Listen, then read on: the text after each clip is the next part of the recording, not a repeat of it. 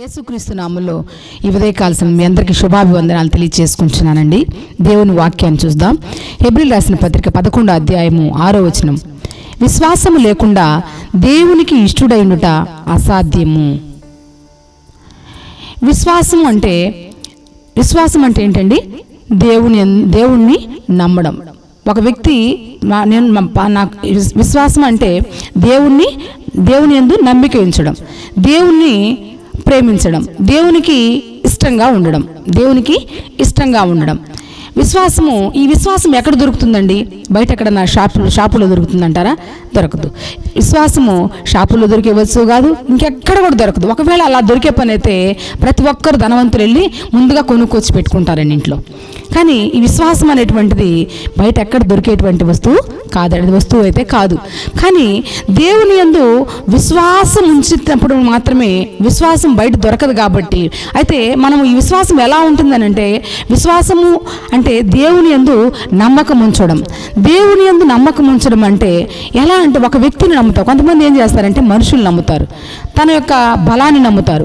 కొంతమంది అయితే వాళ్ళకున్నటువంటి టాలెంట్ని నమ్ముతారు, వాళ్ళకున్నటువంటి సామర్థ్యత మీద వాళ్ళకి అవును నేను ఇది చేయగలను అనేటువంటి నమ్మకం వాళ్ళకి ఉంటుందండి. కొంత నమ్మకం. కొంతమంది వాళ్ళ బంధువులను బట్టి నమ్మకం ఉంటుంది, వారికి ఉన్నటువంటి ధనాన్ని బట్టి నమ్మకం ఉంటుంది. అంటే వారు ఏదైతే కలిగి ఉన్నారో దాన్ని బట్టి వాళ్ళకి మేము ఇది చేయగలము, దేనైనా జయించగలనటువంటి విశ్వాసము వారిలో ఉంటుంది. కానీ అది అటువంటి విశ్వాసం కాదండి.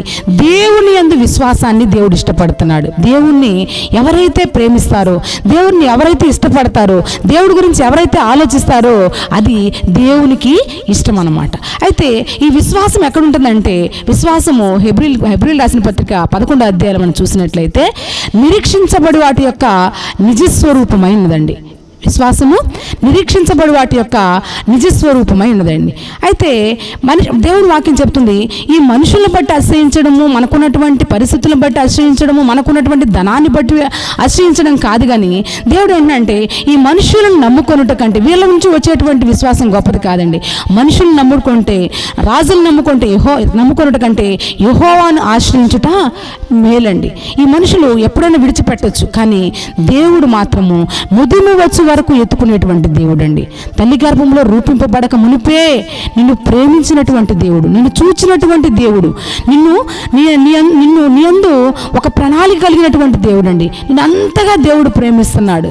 కానీ మరి మనమైతే ఏం చేయాలి? మనిషి అయితే ఏం చేస్తాడు?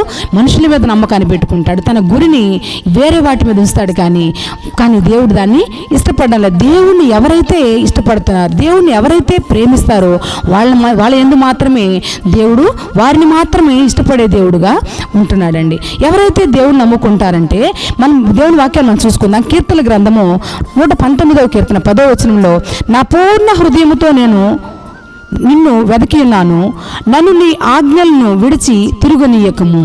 ఇక్కడ దావీదు ఏం చెప్తున్నాడు? ఆయన పూర్ణ హృదయముతో దేవుణ్ణి వెతికి ఉన్నాడంట.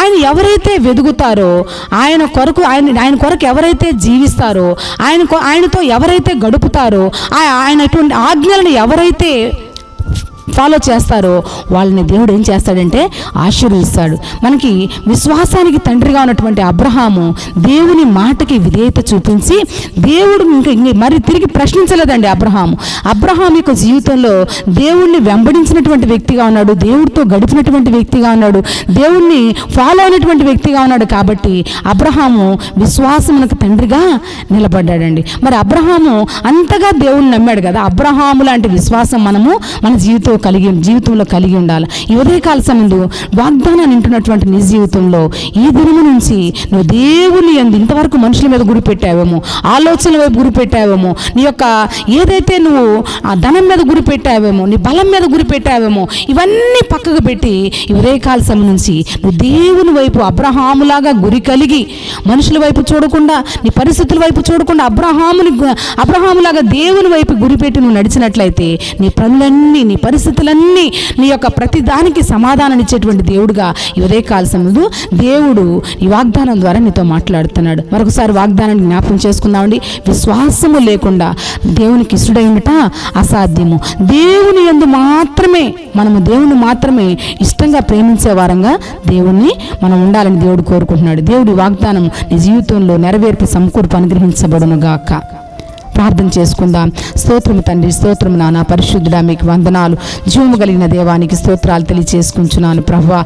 దేవా, విశ్వాసము లేకుండా నాకు ఇష్టడంటే అసాధ్యం అంటున్నావు ప్రభువా. నా యొద్దకు వచ్చువాడు నేను నాననియు, నా యొద్దకు వచ్చువానికి నేను ఫలము దయచేయవాడని నమ్మమంటున్నావు కదా నా తండ్రి. అవును ప్రభువా, ఈ వాగ్దానాన్ని చదివి నా తండ్రి, విని నా తండ్రి ఎంతమంది అయితే ప్రభువా ఈ వాగ్దానాన్ని అనుసరిస్తున్నారు ప్రభువా, వారందరి జీవితాల్లో నీ కార్యాన్ని జరిగించమని వేడుకుంటున్నాను. వారందరి జీవితాన్ని ఆశీర్వాదకరంగా మార్చమని, ఇద్దరం వారి ఇది ఎన్నంతట్లో నీ కాపుదల భద్రత వారి జీవితాల్లో ఉంచమని నీకే మహిమ ఘనత ప్రభావం తెలియచేసుకుంటూ యేసే శక్తి కలిగిన నామములో ప్రార్థిస్తున్నాను తండ్రి. ఆమేన్. Praise the lord.